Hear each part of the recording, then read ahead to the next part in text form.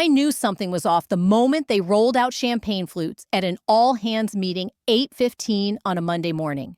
Nothing good ever needs that much bubbly and that little context. Carter Bloom, the freshly installed VP of Strategic Growth, just back from restructuring a failing logistics firm in Phoenix, strutted to the mic like a peacock overdosed on equity grants.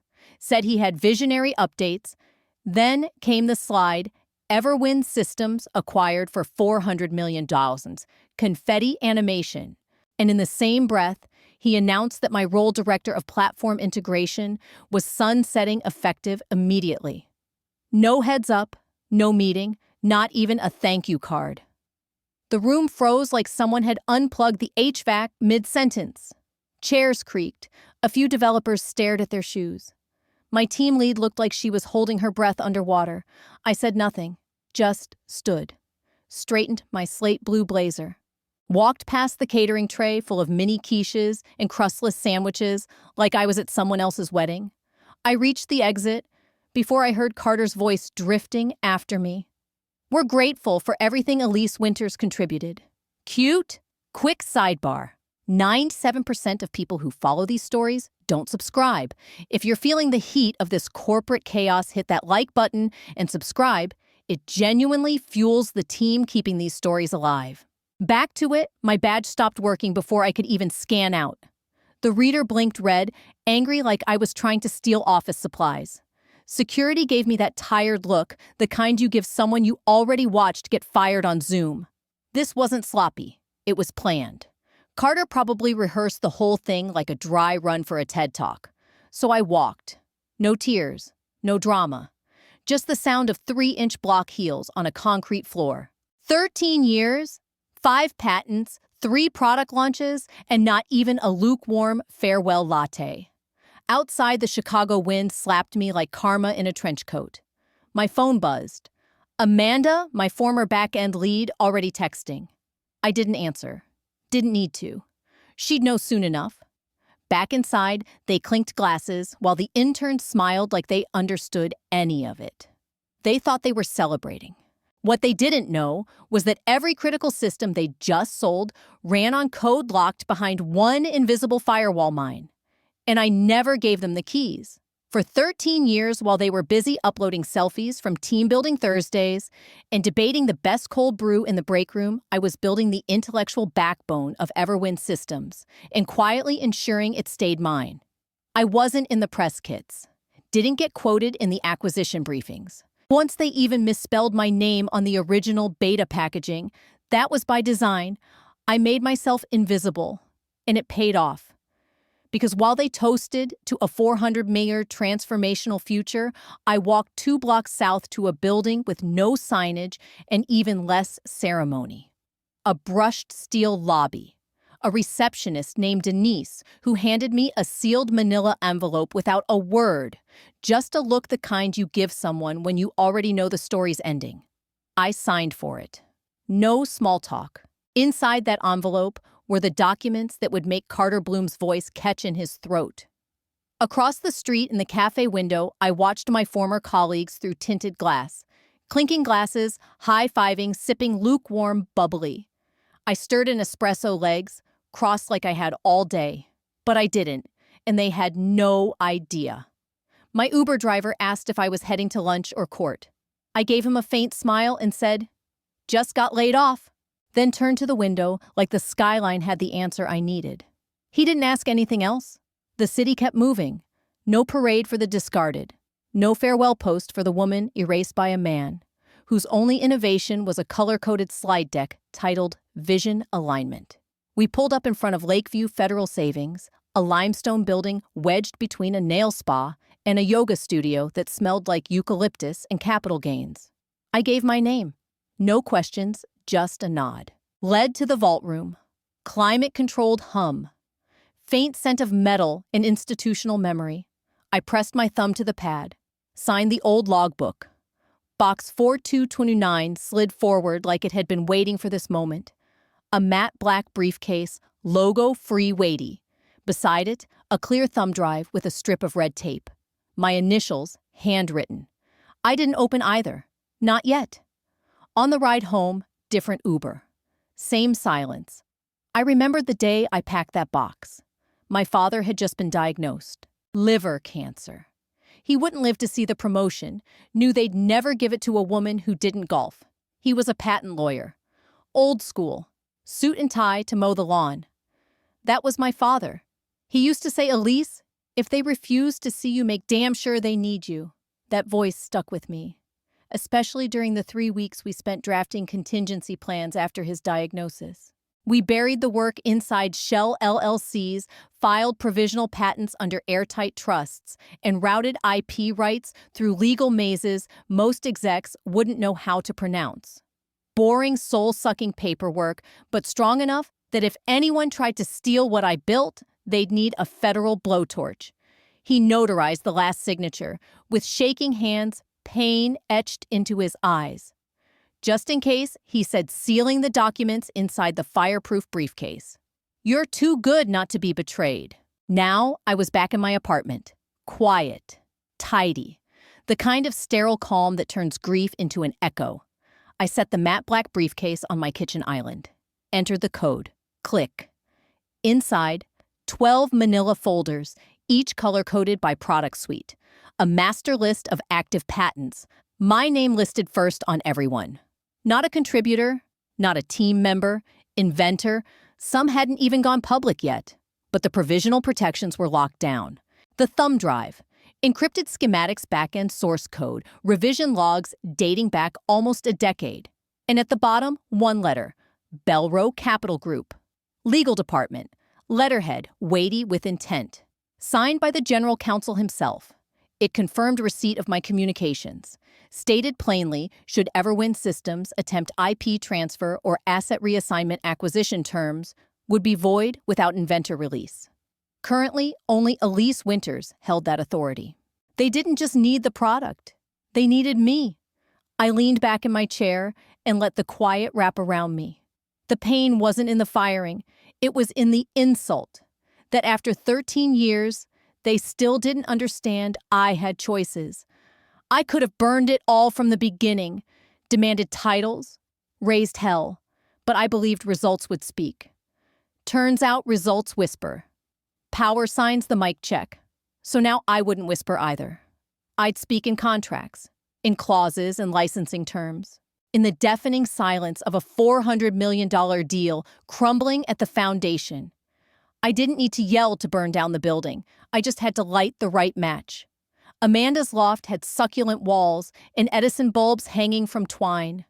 The kind of place that said, "You're safe here, even if you're bleeding on the rug." Amanda answered the door in an apron that read, "Alexa, pour more wine." I hadn't even crossed the threshold before she wrapped me in a hug that smelled like Pitti Pino and lavender fabric softener. "Oh, Elise," she whispered. I heard. God Carter Bloom is basically a walking LinkedIn post. Get in here. She waved me inside like she was rescuing a stray. I've got lasagna that doesn't judge and a bottle of cab that understands midlife meltdowns. I managed a small smile and stepped into her loft, a soft, curated oasis with throw blankets, warm lighting, and enough eucalyptus candles to stage a yoga retreat. It was the kind of space that said, "You're safe here. Bleed on the rug if you have to." We made small talk. I let her vent for both of us. She called the acquisition a corporate bake sale wrapped in buzzwords, tossed around theories about class action lawsuits, headhunters, and how maybe it was time I finally took that sabbatical to Portugal. "You know," she said, refilling my glass without asking, "you should talk to Kestrel Systems. Their CTO actually listens. I could nudge someone." I appreciate that I said, but I've got a meeting tomorrow. She froze mid-sip. A meeting like job interview retaliation summit. I let it linger, just long enough to make her eyes narrow. "Don't pull the cryptic Zen act on me," she said. "You're either planning quiet revenge or building a think tank." I smiled, the kind of smile you give right before detonating something in slow motion. "No think tank," I said. "Not yet." The lasagna was comfort disguised as cuisine. She tried to press for more, who the meeting was with, when, what kind of deal. But I gave her the polite, non-committal nod that HR trained me to deliver when asked impossible deadlines by overly optimistic engineers. I declined dessert, told her I had some documents to finish reviewing.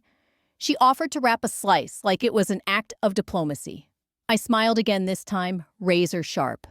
As I slid on my coat, I left a single business card face down on her marble island.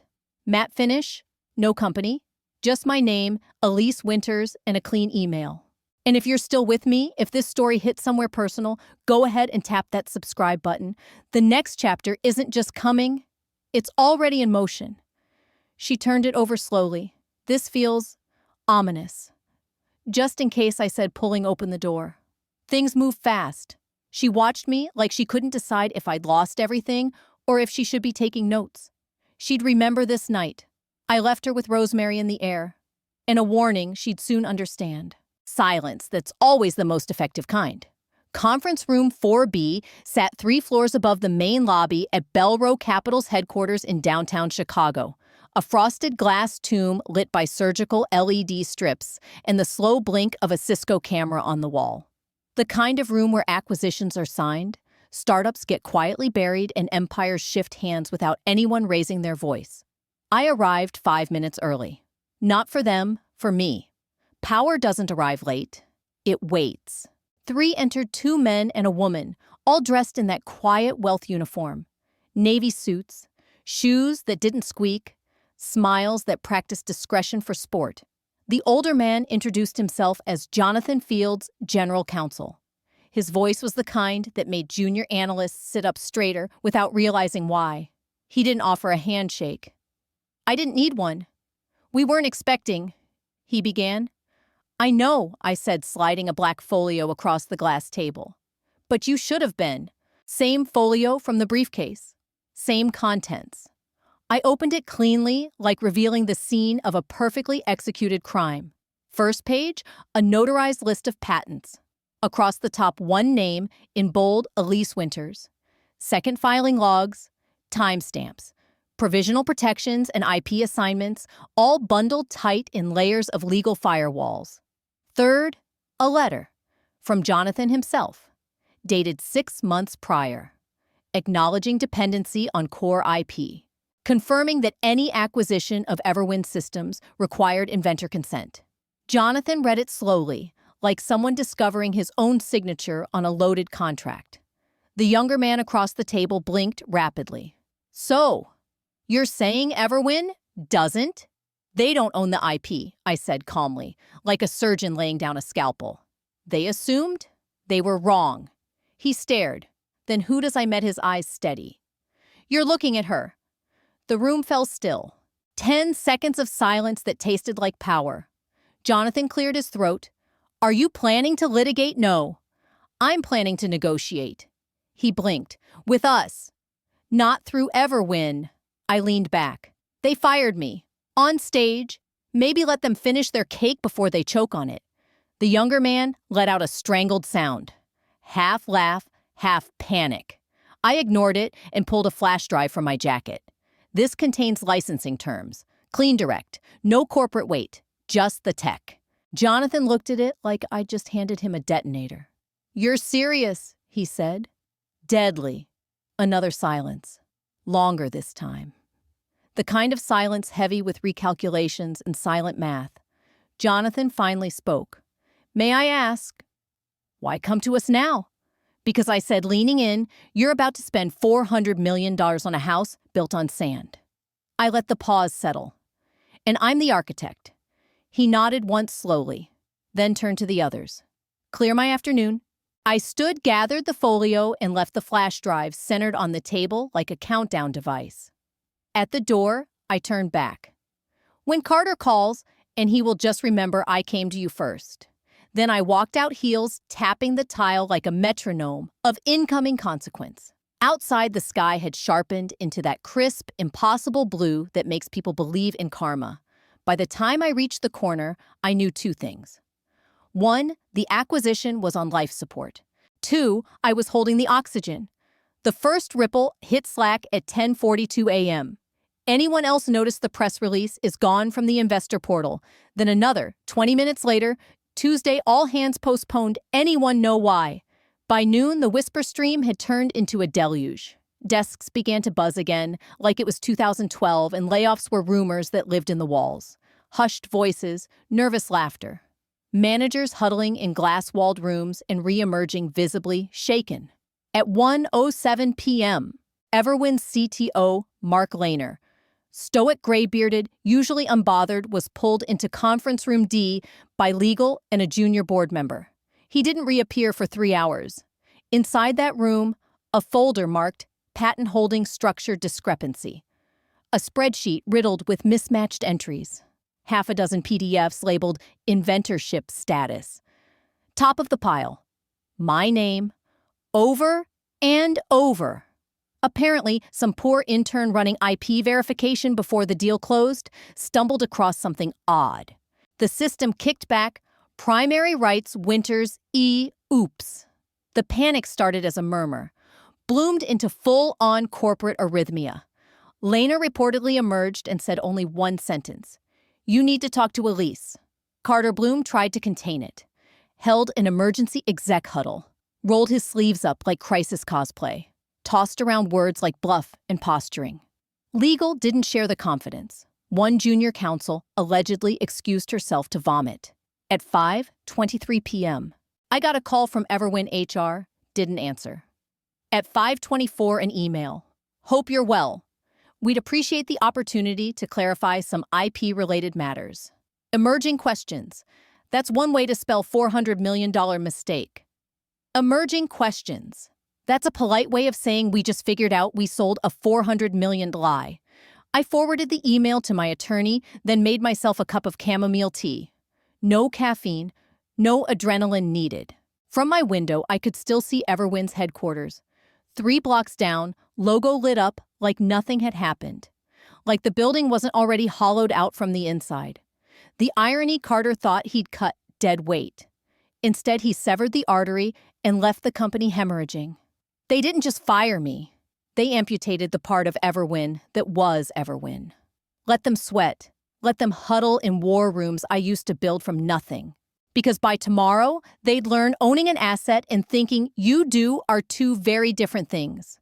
By Thursday morning, the silence was louder than a press conference. The internal dashboard still displayed that acquisition banner, 400 mayors and growing, but the ticker underneath deadlink, error 404. No tweets, no press releases, no media fluff about milestone innovation and synergy-driven culture. The only thing still circulating was the rumor mill, and it was grinding like an old copier on its last toner cartridge. Inside, Everwin Carter scheduled a mandatory town hall for 11:00 a.m. sharp. No live stream, no recordings, phones off, no notes. One of those meetings, the kind that makes the office plants wilt. Carter stood at the front of the cafeteria, sleeves rolled to his elbows, like he was about to perform surgery instead of spin a disaster. Behind him, a PowerPoint looped corporate phrases like maintaining momentum and we're still on track. And laughably, Elise's departure was planned. He tried to sound calm, said the press delay was a strategic pause, called the legal situation standard IP reconciliation. No one asked questions, not because they believed him, but because no one wanted to be remembered as the first to ask before the ship sank. A few clapped, mostly managers. Everyone else just nodded like hostages trying not to get noticed. But what Carter couldn't see, what he couldn't control, was what happened after. Slack DMs buzzed like hornets. Screenshots of old commits. Jira logs with my initials. People were remembering. Who rebuilt the backend in a weekend. Who fixed the payment system after midnight. Who actually built the house now collapsing in slow motion. Then it happened. At 3:19 p.m., an email landed in my inbox from a junior dev named Lee Tran. I hadn't heard from him in over a year. Last I remembered, he was fresh out of Northwestern, nervous around espresso machines and morning stand-ups. Subject line, just, thank you, Elise. I don't know exactly what's going on, but people are talking. You built this place. Everyone knows it. Not Carter. Not the board. You. I just wanted to say thank you for the systems, for the mentorship, for giving a damn when no one else did. No emojis, no hashtags. Just quiet truth. I read it twice, then again, and then I smiled. One of those small, involuntary smiles you don't need an audience for. I scrubbed the metadata, anonymized the message, and forwarded it to one person. Brendan Weiss, CEO of Belro Capital. Subject your next team. No message body, no commentary. Let him read it. Let him see that behind all the press releases and pitch decks was a real company built on code trust and a woman they fired between applause breaks. That's how regimes fall. Not with riots, with whispers. By sundown, I had 7 more emails like Lee's. Meanwhile, Carter was somewhere filming a LinkedIn video about navigating transitional turbulence. I almost felt bad for him. Almost. The boardroom smelled like lemon oil and anxiety. The Hudson Regency downtown skyline view, luxury remorse. Across the glass table sat Martin LeClaire, interim chairman and professional hand-wringer. To his right, a VP of investor relations with a tan that said, "I don't write code." On the left, the general counsel, lips drawn so tight she looked like she was chewing granite. And at the far end, Carter Bloom. Jacket off collar, open face, locked in a cocktail of arrogance and dread. No small talk. Martin cleared his throat like he needed permission.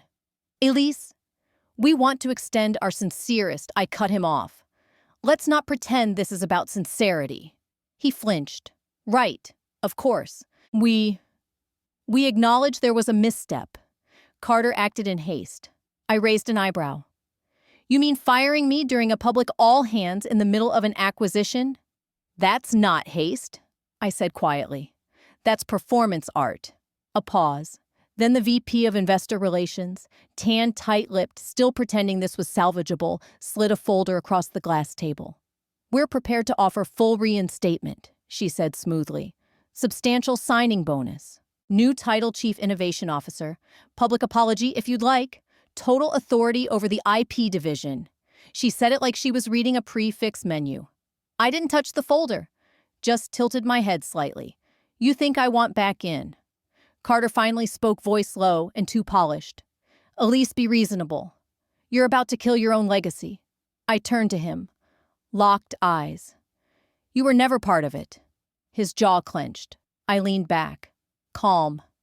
Let the silence do its job. Let them squirm. Then I said the only 3 words that mattered. "You already fired me." Martin blinked like he'd just watched someone torch a golden parachute in real time. "So? You're refusing the offer." "No," I said, voice steady. "I'm refusing your frame." Faces shifted. Postures adjusted. I wasn't the disgruntled ex clawing her way back. I wasn't angry. I wasn't broken. I was done. And I was building something better without their politics, without their PR stunts, without waiting for permission to lead. The air turned sharp, cold in that way that makes even glass feel heavy in your hand. I stood, didn't shake hands, didn't take the folder. As I reached the door, Carter muttered, "You'll regret this." I stopped, looked back. I doubt that. Even if I did, I'll still sleep better than you. Then I walked out. No shouting, no slam of fury, just a door clicking shut on the last room that ever thought it owned me. What they never understood was that I wasn't fighting for a seat at their table.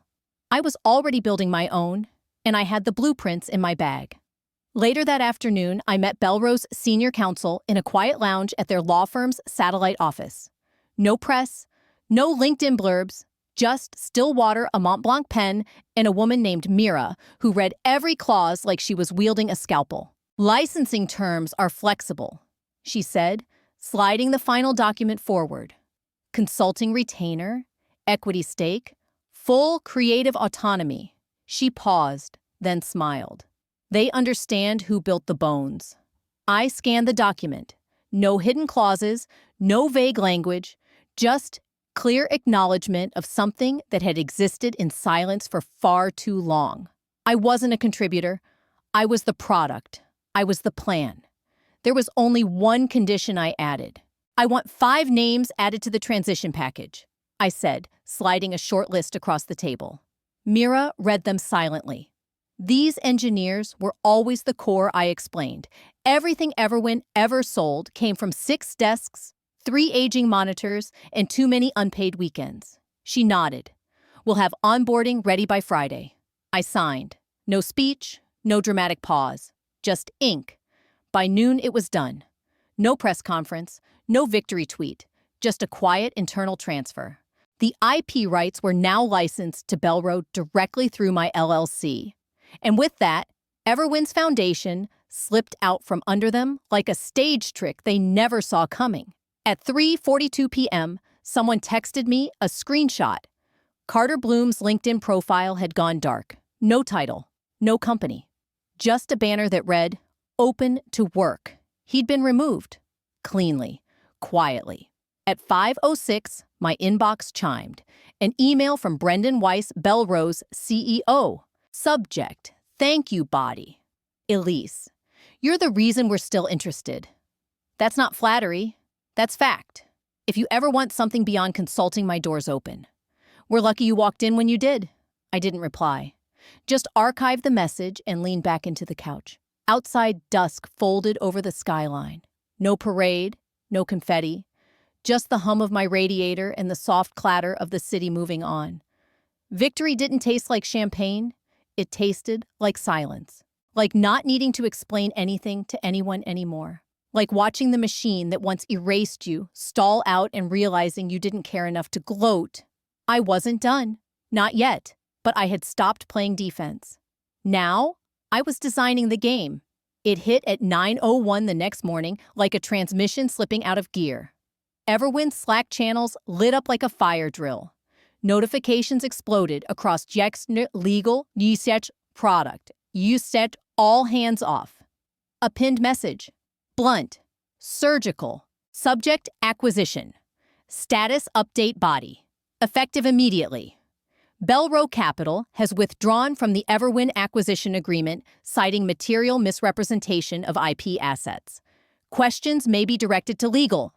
Effective immediately, Belro Capital has withdrawn from the Everwin acquisition agreement, citing material misrepresentation of IP assets. Direct all questions to legal. No emojis, no signatures. Just the kind of language that drops like a corporate guillotine. By 9:04 a.m., the whispers had turned into gasps. Executives scrambled like cats in a thunderstorm. VP assistants yanked their bosses out of one-on-ones mid-sentence. HR went dark, unavailable until further notice. And Carter. He stormed into the boardroom like a man whose house had vanished but was still holding the keys. At the center of the table sat a single cream envelope, courier delivered. No name, no return address. Just the weight of finality. He ripped it open, pulled out one crisp sheet. All intellectual property rights remain with the original inventor. Acquisition withdrawn due to material misrepresentation. There was no rage in the tone, just closure. And at the top, taped neatly in place, a neon yellow sticky note. Black Sharpie. All caps. Next time, read the bylines. They say he stared at it for a full 30 seconds. That his hand shook when he sat down. That when someone asked if he wanted to release a statement, he just muttered something about precedent and damn signatures. Across town, I sat on my balcony with a cup of coffee and my laptop. Dashboard open, metrics climbing. My consulting firm, Winters & Core, had just signed its second major client. Valuation projections had doubled since Friday. Below that, a Slack ping from Mira. Client 03 wants to meet. Wednesday or Thursday? I took a slow sip, clicked Wednesday, and watched. Watched the skyline. Watched the slow, deliberate collapse of a company that tried to sell what it never actually owned. They never saw it coming. Because I never raised my voice. Never fired a shot. I just shifted the foundation and let gravity do the rest. To all of you legends still grinding away in the shadows, thank you. Hit subscribe if this kind of switch-flipping chaos speaks to your soul. Because somewhere out there, your ex-boss is staring at an error message they can't override. And the system, it's running just fine without them. If you've made it this far, thank you. Really. Not just for watching, but for witnessing. This story wasn't about revenge. Not really. It was about value. about being erased quietly after years of giving more than was ever asked and deciding for once not to walk away empty-handed. So here's what I want from you. Tell me in the comments, what would you have done? Have you ever been pushed out of something you built, told to sit down? When you knew the whole system ran because of you, I want to hear your stories. I want others to hear them too. Because we're not alone. And if you believe in the kind of quiet power that doesn't shout but moves the entire foundation, then hit that like button. Subscribe, not just for me, for everyone out there who's ever been underestimated, overlooked, or dismissed by someone too arrogant to see the blueprint in front of them. And if you take anything from this, let it be this: don't wait to be recognized. Build your insurance before you need it. Own what you create. Document everything. And when they try to take it, don't fight for your seat. Build the damn table. Because your value doesn't disappear just because someone else refuses to see it. Sometimes the best response is no rage, no noise, just progress. Thank you for walking with me. Through this, there's more to come. And next time someone tells you to be quiet, remind them silence isn't weakness. It's strategy. See you in the next story. Until then, stay sharp, stay grounded, stay yours.